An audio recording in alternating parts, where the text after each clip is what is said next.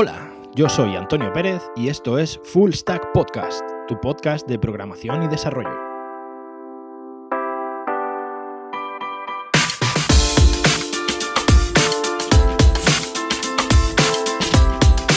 Hola, bienvenidos al programa número 12 de Full Stack Podcast. Bueno, en este programa, antes de empezar, quiero pediros disculpas por adelantado, porque, bueno, si de pronto en mitad del audio empezáis a oír gruñidos demoníacos y cosas así, no son gruñidos, ¿vale? Es mi tos.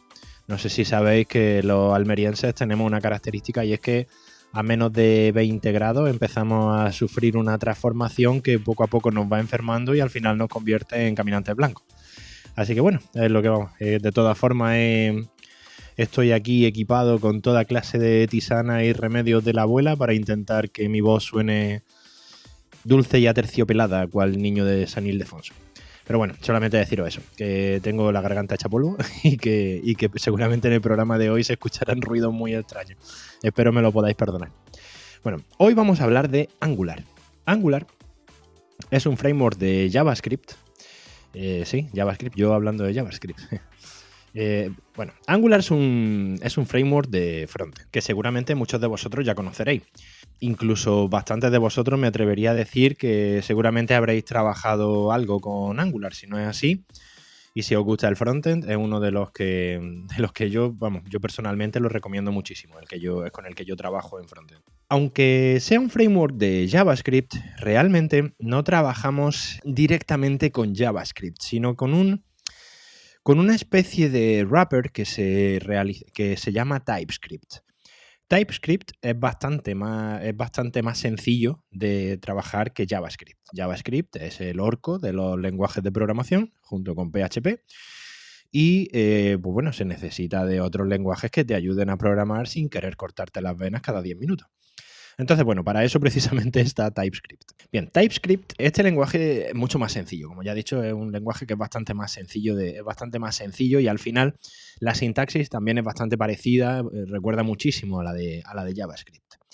Bien, vamos a empezar a profundizar. En este programa ya me gustaría ir empezando a tocar cosas más profundas en cuanto a código y en cuanto a características del propio lenguaje, ¿vale?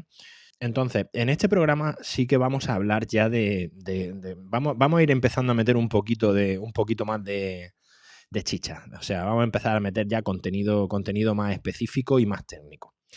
Bien, en primer lugar, Angular genera este tipo de aplicaciones de frontend, esta parte de frontends, en lo que se llama los single page applications, ¿vale? ¿Qué son los single page applications? Vale. Son aplicaciones de página simple, como bien dice su nombre. Vamos a explicarlo un poco con un símil. No sé, para todos aquellos de vosotros que no seáis o que ya tengáis unos cuantos años, seguramente recordáis la película Minority Report de Tom Cruise. Si recordáis, hay una escena en esta película en la que Tom Cruise se pone delante de una especie de panel o de pantalla y con las manos va arrastrando como una especie de páginas que se pone, una especie de bloques que tiene disponible y que se los va poniendo a la vista y los va retirando cuando no los necesita. Pues bien, una single page application sigue este mismo principio a la hora de mostrar la información en pantalla. En primer lugar, tú dispones del navegador. El navegador sería este panel, ¿vale? Y ahora, dentro de este panel, nosotros, dentro de nuestra aplicación de Angular, disponemos de distintos componentes, precisamente, se llaman componentes en Angular, y nosotros vamos sacando en pantalla y retirando de la pantalla o sacando por el navegador, renderizando o quitando del navegador aquellos componentes que no nos necesitan o que queremos mostrar en un momento determinado. Esto es un principio bastante simple y aunque realmente en un navegador que utiliza Angular no hay refresco de la página en sí. Realmente el router de Angular no refresca propiamente la página. Si nosotros le damos a refrescar, obviamente, nosotros no vamos a notar desde fuera que hemos hecho, pero realmente en estas single page applications todo se está corriendo sobre una misma pantalla del navegador, sobre una misma vista. Bien, vamos a empezar un poco hablando de versiones de Angular. Angular surgió como framework con el famoso AngularJS. AngularJS fue la primera versión de Angular. En sí, AngularJS ya era un framework bastante maduro y bastante importante. De hecho, alrededor de AngularJS, por ejemplo, surgió Ionic, que es también un framework para crear aplicaciones móviles híbridas. ¿Y qué es lo que pasa? Que AngularJS todavía seguía siendo un poco complicado de manejar. Seguramente porque todavía era demasiado parecido a JavaScript. Pero bueno, no, vaya en serio. A partir de aquí surgió Angular 2. Angular 2 fue un cambio radical en cuanto a la forma de realizar aplicaciones con Angular. Mucha gente incluso dijo dice que AngularJS realmente lo que se creó con Angular 2 fue un framework nuevo y la verdad que muy eficiente. A partir de Angular 2 hasta la versión actual, Angular 7, que salió hace muy poquito. En Angular las versiones, como todo lo que tenga que ver con JavaScript, una locura. Entonces nos sacan versiones cada 6 meses, versiones nuevas. Aunque cabe decir, sí que es importante destacar que las versiones desde Angular 2 en adelante, los cambios que se han producido son mínimos. Se ha mejorado mucho el framework, es cierto, pero realmente no ha afectado demasiado a la forma de realizar las aplicaciones. Tú coges una aplicación de Angular 2 y una aplicación de Angular 6 y en esencia se parecen bastante. El único cambio más significativo fue en Angular 5, el paso de Angular 4 a Angular 5, que sí que hizo que la biblioteca de comunicación, la biblioteca de llamadas HTTP, pasara de HTTP normal a HTTP client. Quedó obsoleta la forma, digamos, de hacer las llamadas anterior y a partir de Angular 5 contamos con una biblioteca nativa de Angular, HTTP Client, que realmente es muy, muy eficiente, que automáticamente no es necesario parsear un JSON, sino que asume que directamente te estás comunicando con una API en JSON. O sea, son características bastante, bastante interesantes. Angular, la versión actual, como estaba comentando, es Angular 7, que salió hace, creo que fueron 2-3 semanas a día de hoy, y ya tenemos Angular 7.1, y lo mismo para Navidad estamos sacando Angular 8, pero bueno, es lo que nos toca. En fin, esta versión de Angular es una versión ya muy estable, o sea, aquí ya estamos diciendo desde la versión, yo creo que de la versión 4 o 5, Angular ya es un framework bastante maduro. Es un framework que realmente es súper versátil. O sea, realmente es súper, súper versátil y funciona muy, muy bien. Yo lo recomiendo, vamos, de todas, todas. Un concepto en el que se basa muchísimo Angular y que es un concepto que yo, por ejemplo, comparto, es la modularización del código. La forma en la que está estructurado el framework a la hora de crear la aplicación te obliga, en cierto modo, bueno, hasta cierto punto, te obliga a encapsular muchísimo el código. Realmente el nivel de modularización que podemos conseguir es muy, muy alto. Y esto hace que realmente el código sea muy limpio y que sea muy, muy sencillo generar una aplicación con Angular. Una vez que ya le has cogido un poco el tranquillo a cómo realizar la división en componentes y has estandarizado un poco, que ahora hablaremos de estandarización, realmente es bastante interesante. Vamos a hablar un poco de esta estandarización, ¿vale? Hay una serie de convenciones en Angular también que son bastante aconsejables. Y bueno, vamos a describirla un poco, vamos a meternos las manos en harina y vamos a empezar a escribir comandos en el terminal. En primer lugar, la parte de modelado. Angular no es en sí un lenguaje de backend, por lo que realmente muy pocas veces o en muy pocas ocasiones vamos a estar trabajando directamente sobre la base de datos. Normalmente vamos a estar trabajando sobre el API. Pero, aunque cabe la posibilidad de que todo lo que te responda el API tú lo tipes como any, al final siempre necesitas un tipo, pero claro, y ahí te va a llegar tu respuesta como la tengas, pero es una muy buena práctica modelar precisamente estas llamadas. Normalmente lo que se suele hacer, o lo que se suele hacer es crear una serie de estructuras o crear una serie de interfaces que se llaman, y estas interfaces simplemente replican los campos del modelo que tenemos en la base de datos. O más que los campos del modelo de la base de datos, replican los datos que recibimos formateados en las llamadas que hacemos al API. De esta manera, ¿qué es lo que ganamos? Claridad en el código. Ganamos claridad en el código y seguridad de que vamos a estar recibiendo realmente lo que necesitamos. Y que realmente cuando tenemos una respuesta, esa respuesta nos viene del modelo que estamos pidiendo. No es una respuesta random que estamos ahí, que claro, si no lo tipamos y si no realizamos este tipo de prácticas, al final esto peta. O sea, al final esto no va bien. Entonces, bueno, lo primero que tenemos que tener en cuenta aquí es que tenemos que tipar nuestros modelos y tenemos que generar estos modelos también en nuestra aplicación de Angular. Ahora pasamos al modelo y como, Angular también está basado en modelo vista controlador, por lo que tenemos las vistas. O sea, las vistas en Angular normalmente con lo que vamos a trabajar es con HTML. Con HTML y con los wrappers de Angular que directamente nos van a permitir pintar la información en pantalla o nos van a permitir pintar las variables que nosotros tengamos.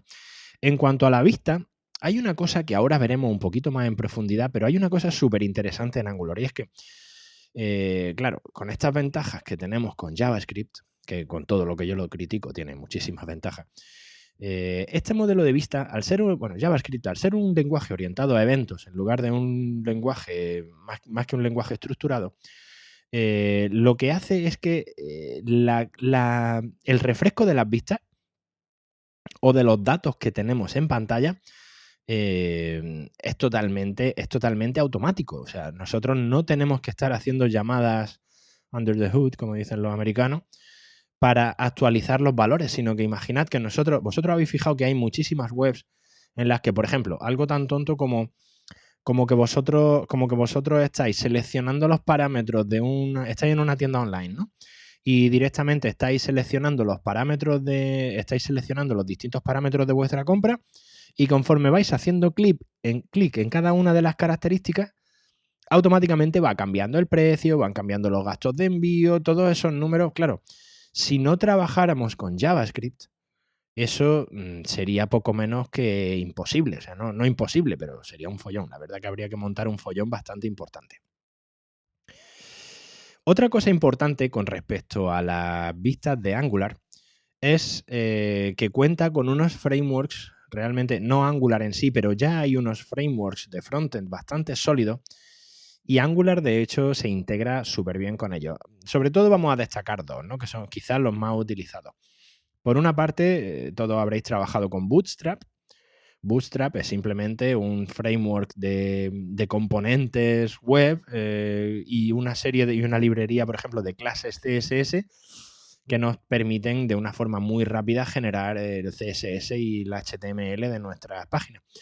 Por una parte tenemos Bootstrap y cada vez más se está utilizando Material Design. Material Design es otro proyecto de Google que también, digamos, es que toda la imagen que veis en las aplicaciones de Google, o sea, este estilo que ha pasado ya a ser reconocible tanto de las aplicaciones de Google de Android como las aplicaciones web de Google, esto lo que se utiliza es Material Design. Ese, digamos, estilo de diseño es Material Design.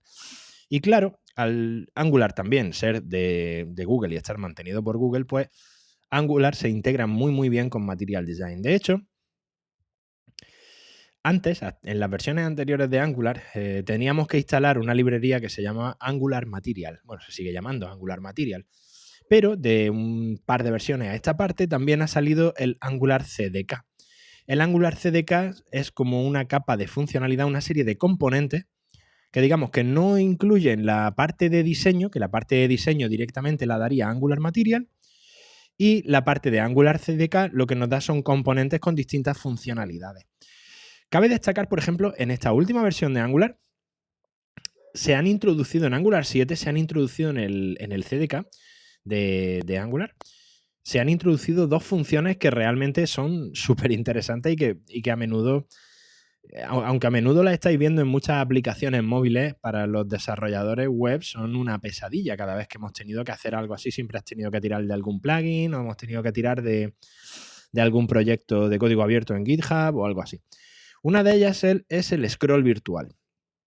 Este scroll virtual, por ejemplo, desde Angular 7 ya es completamente nativo en Angular CDK y esto nos permite trabajar con listas muy, muy grandes sin necesidad de tener que estar cargando cantidades de datos enormes. Scroll virtual, el scroll de Twitter, por ejemplo. Vosotros vais cargando tweets conforme vais moviendo, pero vuestra sensación es que el timeline está completamente cargado en el teléfono, aunque realmente lo que va haciendo es cargártelo a lo mejor de 20 en 20 o de 50 en 50. Otra opción que se le ha incluido ahora en esta última versión, que también es bastante interesante, es el drag and drop. Sí, desarrolladores de frontend, el drag and drop ya es fácil. Se puede hacer drag and drop de forma nativa con Angular, por fin, ya era hora, ¿no? 2018 hemos tenido que esperar, pero ya está aquí. Sí, esta es otra de las cosas que siempre ha sido una pesadilla. Siempre el drag and drop, aunque estemos tan acostumbrados a verlo en todos sitios, meterlo dentro de una página web, os digo que es un pain in the ass, ¿vale? Bueno, un grano en el culo, que diríamos aquí en España. Bastante coñazo, siempre ha sido muy problemático y además es de las típicas cosas que cada vez que había un cambio de versión te rompía y te generaba muchísimos problemas. Claro, Material, si es tan bonito, ¿por qué no está tan extendido y la mayoría de la gente todavía, bueno, muchísima gente todavía sigue utilizando Bootstrap? Porque Material, por ejemplo, no incluye de una forma así muy el grid de Bootstrap. Muchos estamos acostumbrados, por ejemplo, a trabajar con el grid de Bootstrap a la hora de, digamos, maquetar en pantalla la información en columnas, maquetar la información para que además luego estas columnas sean responsive y se ajusten a cada tamaño de pantalla. Pues bien, el grid de Bootstrap a día de hoy no ha sido superado por ningún otro framework de CSS. En Angular Material tenemos el grid list y tal, pero es muchísimo más simple. Hay muchas opciones que tiene disponibles, por ejemplo, con el grid de Bootstrap que no están disponibles en Material. Pero bueno, por ponerle algún pero. Yo, de hecho, incluso en algún proyecto simplemente hemos instalado una versión reducida del grid de Bootstrap solamente para utilizar el grid. Y luego utilizamos el grid y luego dentro del grid utilizamos distintos componentes de Angular Material. Pero bueno, eso ya muchos me diréis que estoy sobrecargando la página y os rasgaréis las vestiduras con esto. Pero bueno, la verdad es que te salva el culo. Bien, por otra parte, aparte de las vistas tenemos los componentes. Tenemos también los componentes. ¿Qué son los componentes? Los componentes, en este caso, es lo que en otros lenguajes, por ejemplo en Ruby on Rails, serían los controladores. ¿Qué es lo que hacen los componentes? Recordad que os remito al programa número 4, de nuevo, modelo vista controlador. Todo parte de ahí, ¿vale? Bien, pues estos componentes, ¿qué es lo que hacen? Estos componentes se encargan de gestionar la información que necesitamos para la vista. Aunque es cierto que en Angular no funcionan los controladores como tal, sino que en Angular los controladores los tenemos divididos en componentes y servicios, ¿vale? ¿Cuál es la diferencia entre estos dos? Vale, vamos a verlo ahora. Los componentes se encargan de gestionar la información que necesitamos para la vista. Y por otra parte, los servicios se encargan de la comunicación con los datos, con los modelos. De esta forma, dividimos el cómputo del servicio. Ahora vamos a ver por qué en el siguiente punto, porque aquí es una de las mejores cosas que tiene Angular. Realmente esta comunicación lo que hace es que se abren canales entre estos componentes y estos servicios que hacen que la información se refresque en tiempo real. Esto lo vamos a ver en el siguiente punto cuando describamos qué son los observables. Entonces, según los puntos que hemos visto, ya tenemos por una parte los modelos, por otra parte las vistas, por otra parte los componentes y por otra parte los servicios. Hay una práctica también muy buena en Angular que es modularizar toda esta información. En muchas ocasiones, en Angular, un componente no es en sí un solo componente, sino que lo que hacemos es que tenemos distintos módulos, ¿vale? Y un módulo en Angular se compone de muchos componentes. Incluso, de hecho, en Angular, cuando tú tienes una vista, normalmente en esa vista no estás trabajando solamente con un componente, sino que normalmente en esa vista estás trabajando, pues si tienes a lo mejor 5 bloques horizontales, es posible que cada uno de esos 5 bloques sea un componente diferente. Vale, vamos a imaginar un caso real, además, bastante. Voy a poner un caso simple, pero un caso bastante real. Visualizad todo una pantalla de login, ¿vale? Nosotros normalmente en una pantalla de login tenemos en la parte de arriba el menú, en medio solemos tener un cuadro con nuestro login que nos pide el usuario y la contraseña para entrar al servicio o a la aplicación web, y en la parte de abajo tenemos un footer, tenemos un pie de página. Bien, ¿cómo estructuramos esto en un proyecto de Angular? Bien, por una parte nosotros tenemos la vista, que será la página HTML o será el login, y login. Lo que sea, barra login, ¿vale? Bien, pues en ese barra login en realidad estamos trabajando con 3 componentes. Bueno, esto se podría... Entonces, normalmente lo que hacemos es que nosotros creamos un módulo que se llama login module, ¿vale?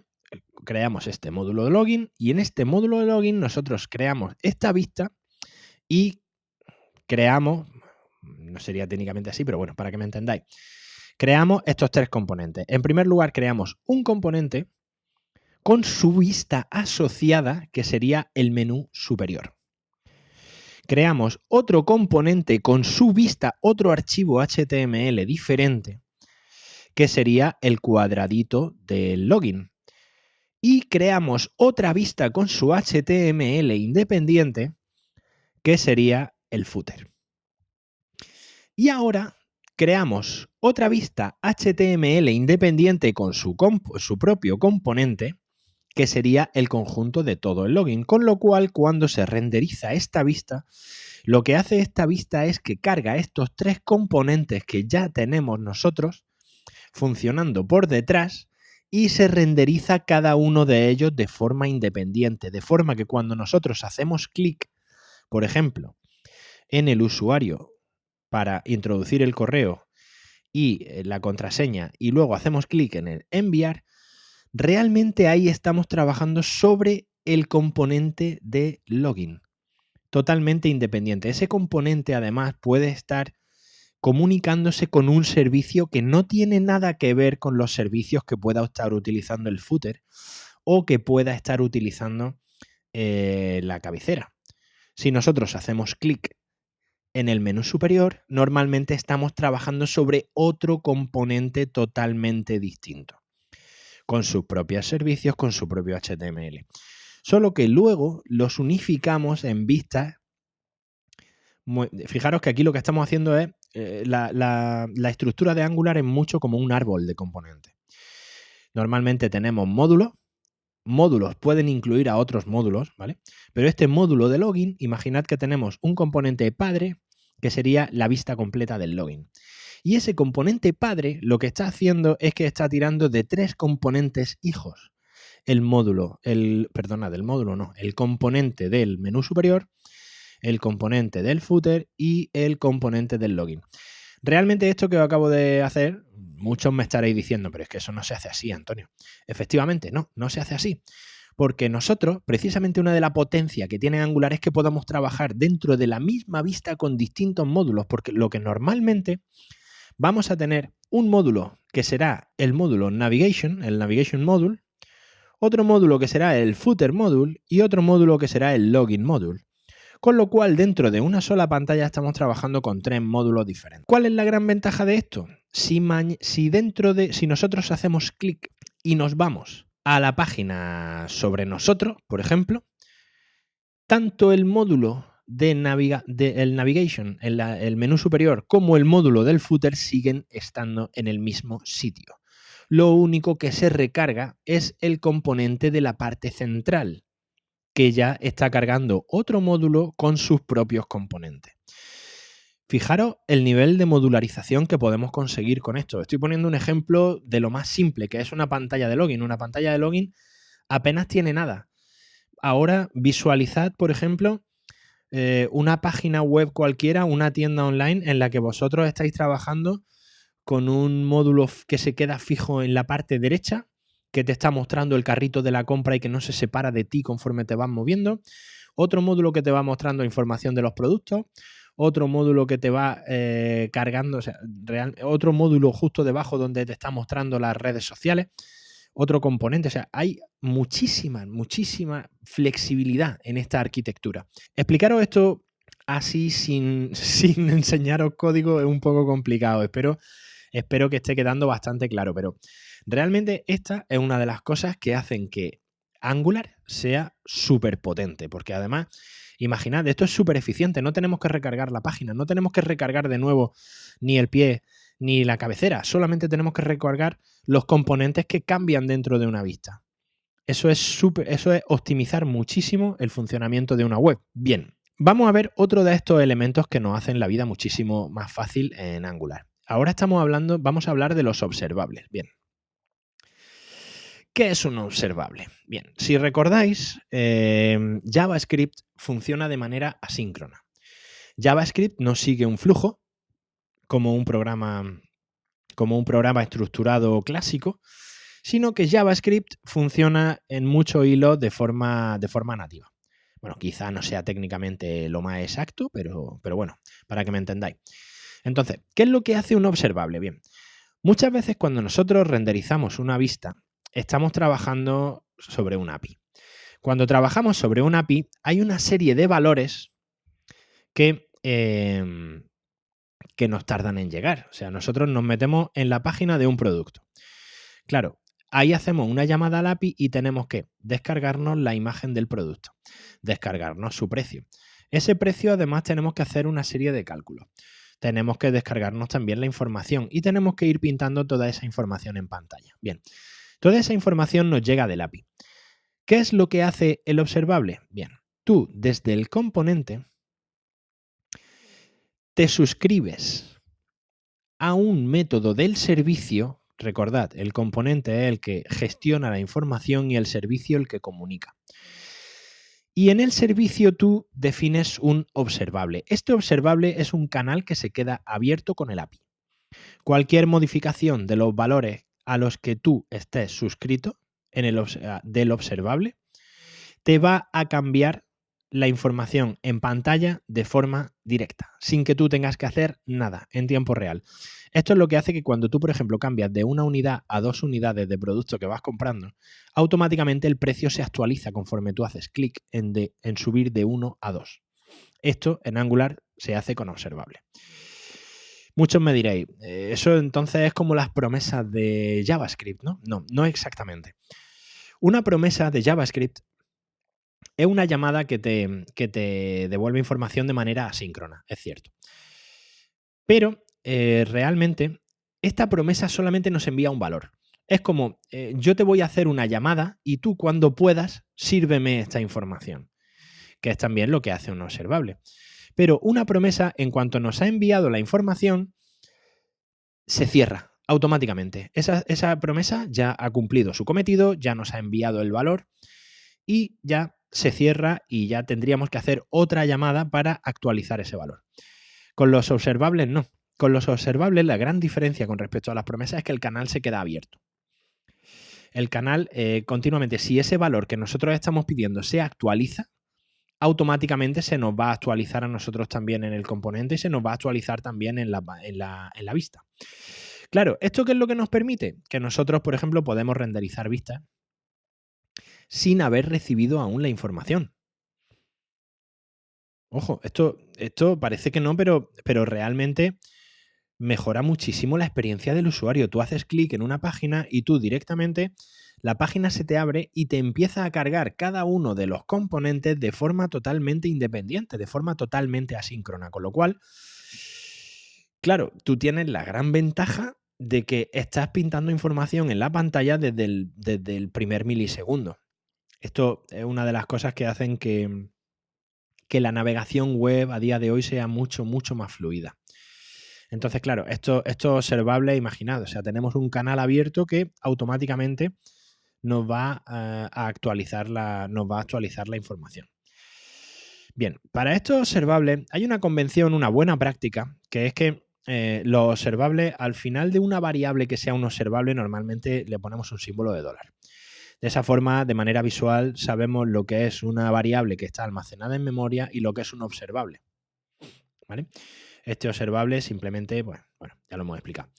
Espero que os haya quedado claro lo que es un observable y realmente no sé si para mí es una cosa súper, súper interesante, ¿vale?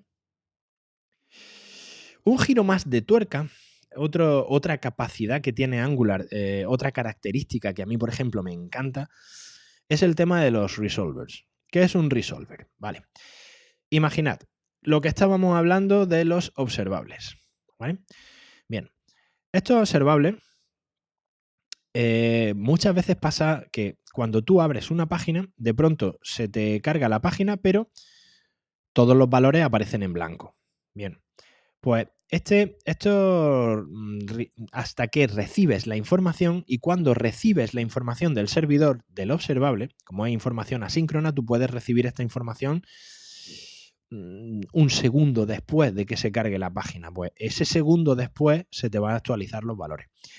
Los resolvers lo que hacen es ahorrarnos eso. Imaginad, nosotros, por ejemplo, hacemos clic en un link para movernos de una vista a otra dentro de nuestra aplicación de Angular. Ahora, Angular ejecuta una pieza de código, este resolver, que nos devuelve ese valor o nos devuelve un observable.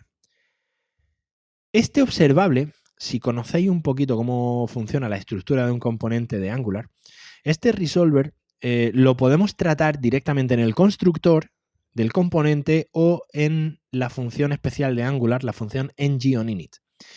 Claro, este resolver nos va a permitir calcular con estos datos del observable antes de que se cargue la vista.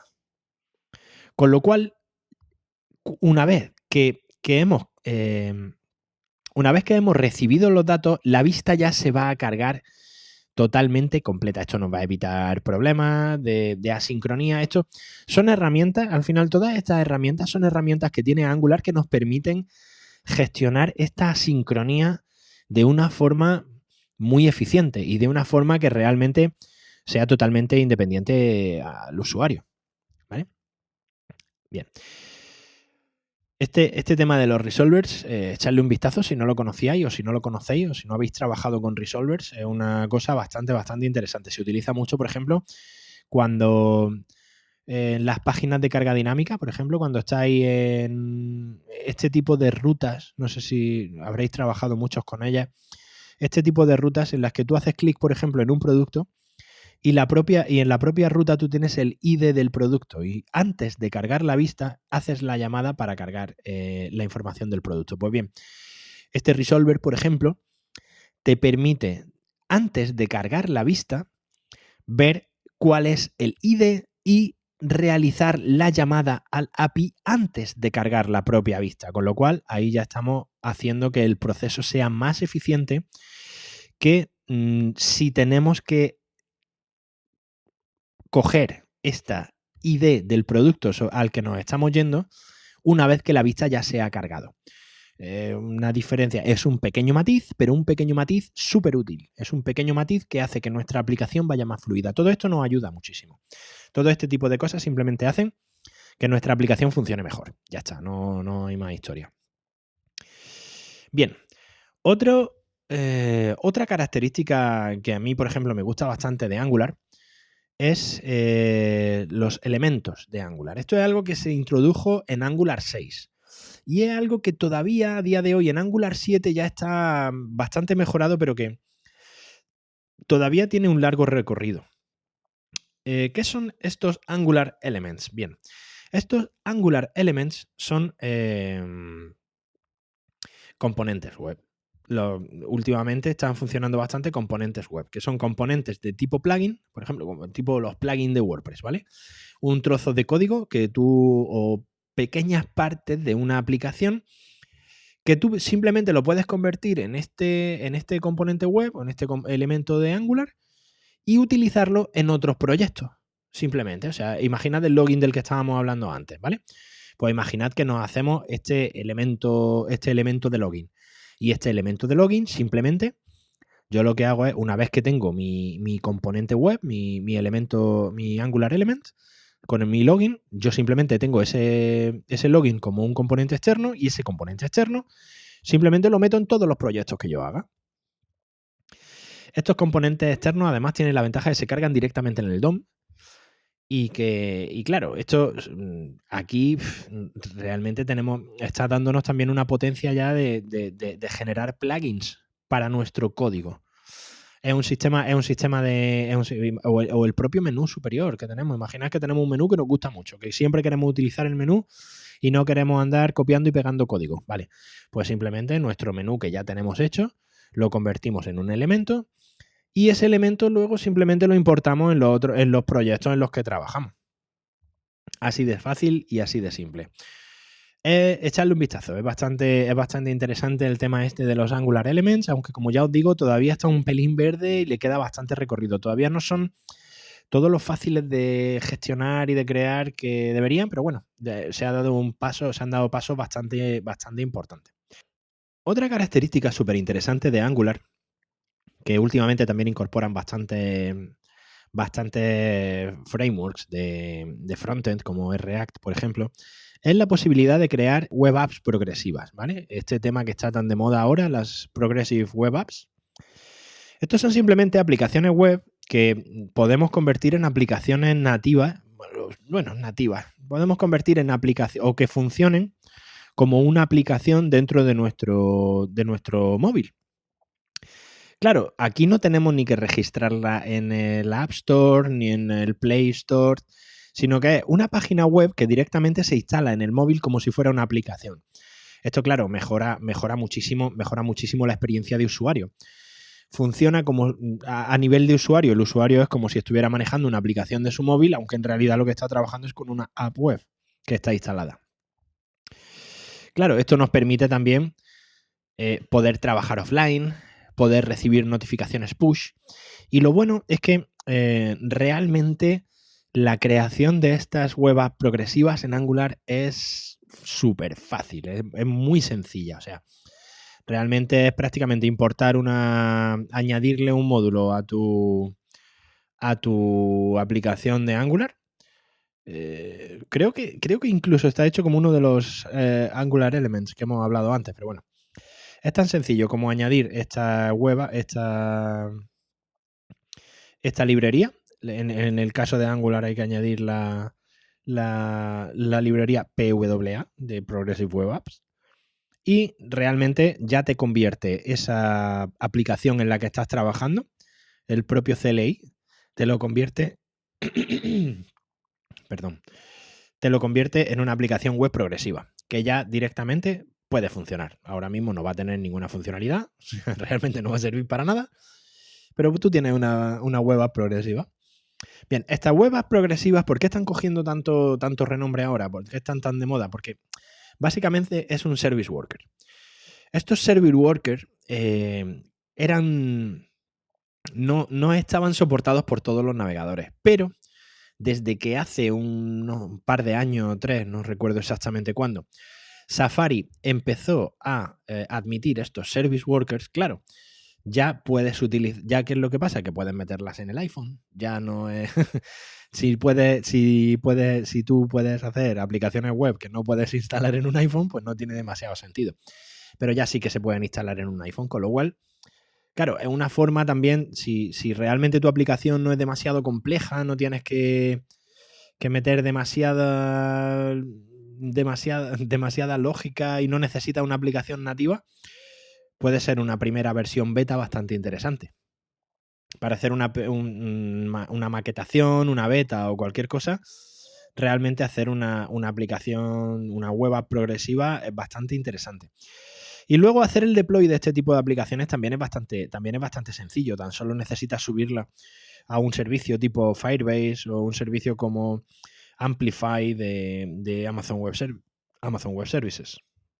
Y por último, vamos a ver otra característica de Angular que no por ser la última es menos importante. Aunque no os guste, porque el tema del testing estoy viendo que no le gusta mucho a la gente, pero recordad, test all the fucking time. Y claro, eso significa que tenemos que testear tanto en front como en back.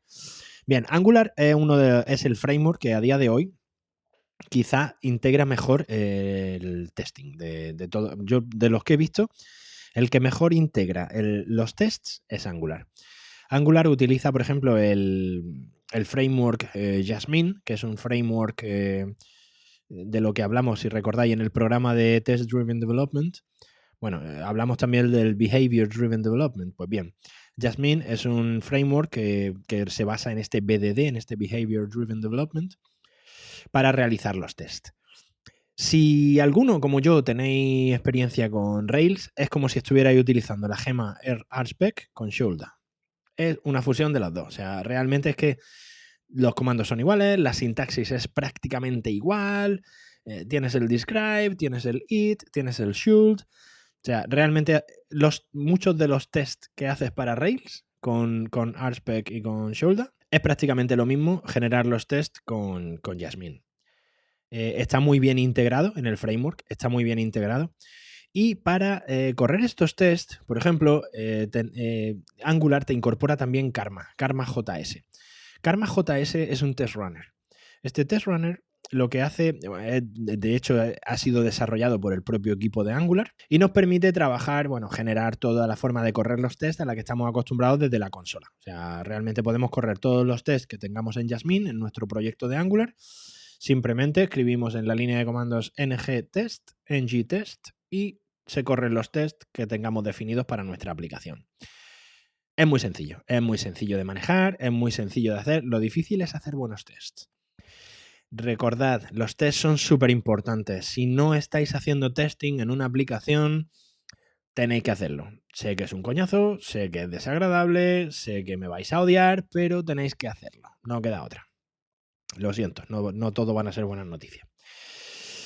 Bien, esto es lo que un pequeño resumen de lo que sería Angular.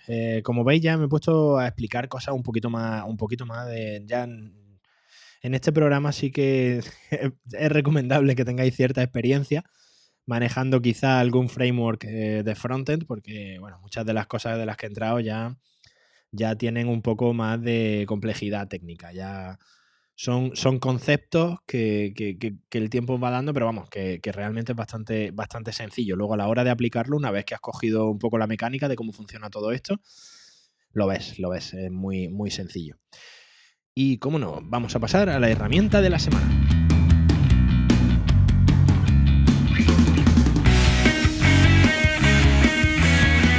La herramienta de esta semana es una de estas herramientas como las que suelo proponeros yo a vosotros, de estas herramientas pequeñitas que hacen una cosa muy simple pero que la hacen muy bien.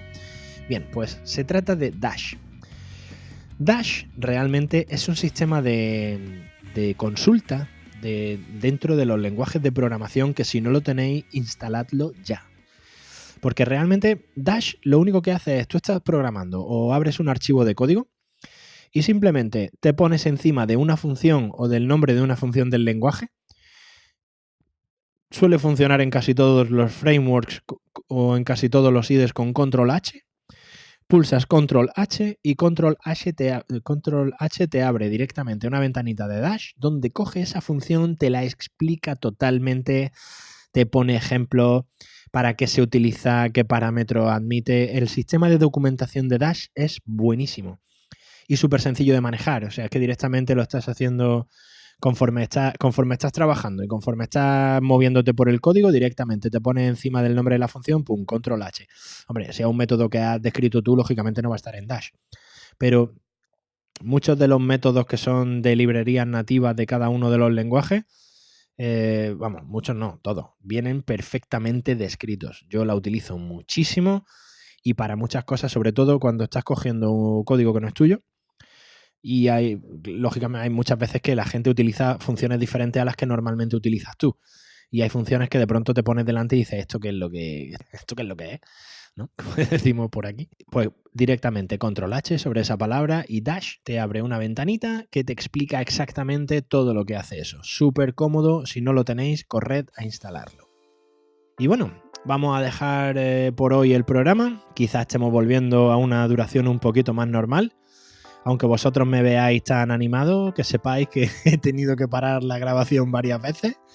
He estado al borde de la muerte con ataques de tos importantes.